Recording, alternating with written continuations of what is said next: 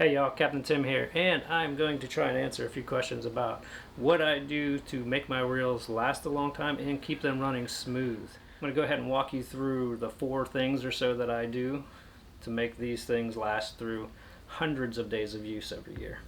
Alright, so for the purposes of this video, I'm going to be using a brand new reel out of the box. I'm going a little big on this one though. This is a Daiwa BG 8000.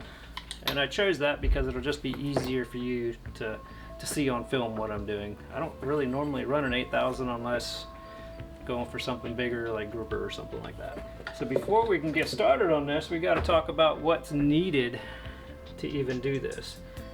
You need some grease, need some oil, and some tools, and that's really about it. And the only tools you're going to need is a Phillips screwdriver.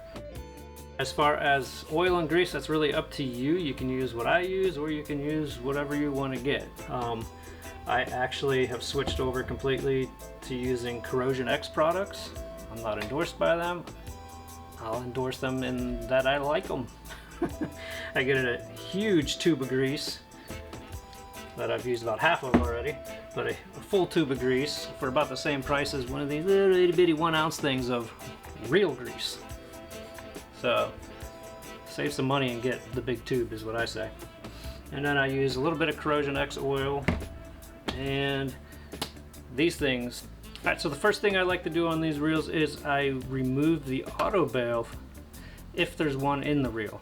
With the Daiwa BG series, they put them in the 1 through 4000 size. Anything above that, they already take it out from the factory. I'll show you real quick how to get in there, where the auto bail is at.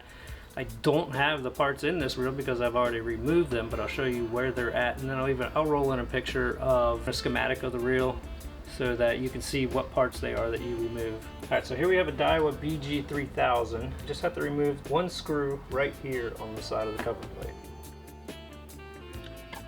There you go. Now once you get inside here, there'll be a lever that screws in here and actuates an arm that once this lever flips, pushes up on here and closes the bail for you. You don't need it. It's better to manually flip it, so I remove it, and then once I remove it, I just take some grease on a fine paintbrush and I paint the area in so that if any water were to intrude into here, it's well protected. This is a size 8000. You notice there is no auto bail flipper majigger in this reel. I am going to open it up though and give it some grease so that we don't get corrosion in here. Corrosion is an enemy to this, as you have a spring in here that's moving around and other parts that are moving around. So just going to take a little bit of grease.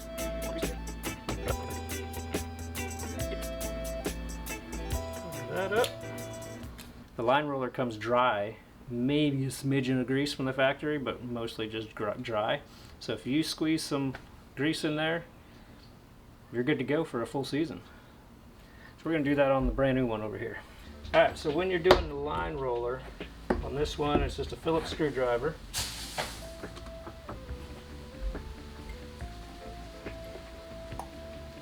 Pop that guy open. In here you're going to have several different parts. You'll have the 2 pieces of the roller that look like they're brass. They're probably anodized aluminum. And then you'll have a couple of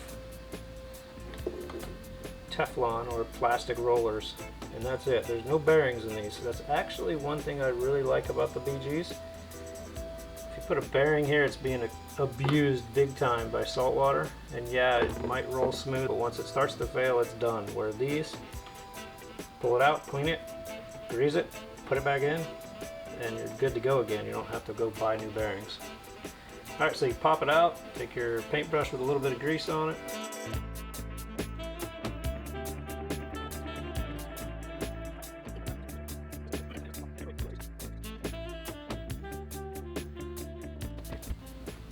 Put her back together. Quick and easy.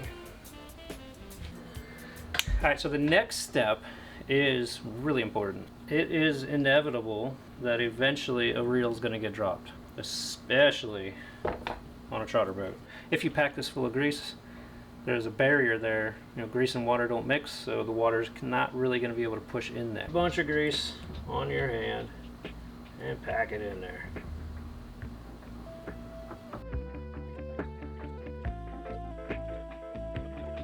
especially even the side that you're going to put the crank on. So we're going to pack this side full. The reason you definitely want to pack this side on this particular reel is there's no seal there.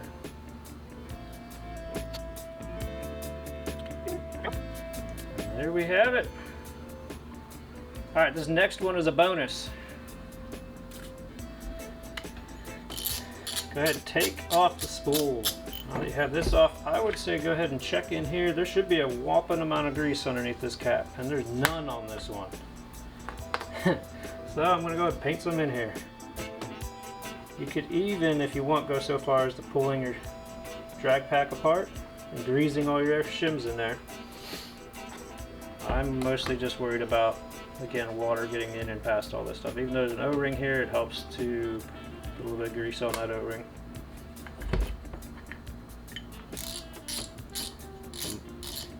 I'm just trying to make this reel last. So. Okay, almost done. A little bit of oil. So I add a little bit of a drop of oil on each side of the bail. And I work that down in there.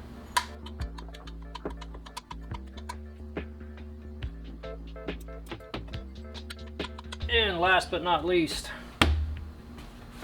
these guys. If you can find these anymore though, because I recently heard that this company went Chapter 11, has been bought up by a whole bunch of other companies, so don't know what this is going to be called in the future, but if you can find them, they're Rem oil wipes. They're basically baby wipes impregnated with Rem oil. This stuff rocks. Just take the wipe and do the entire reel down.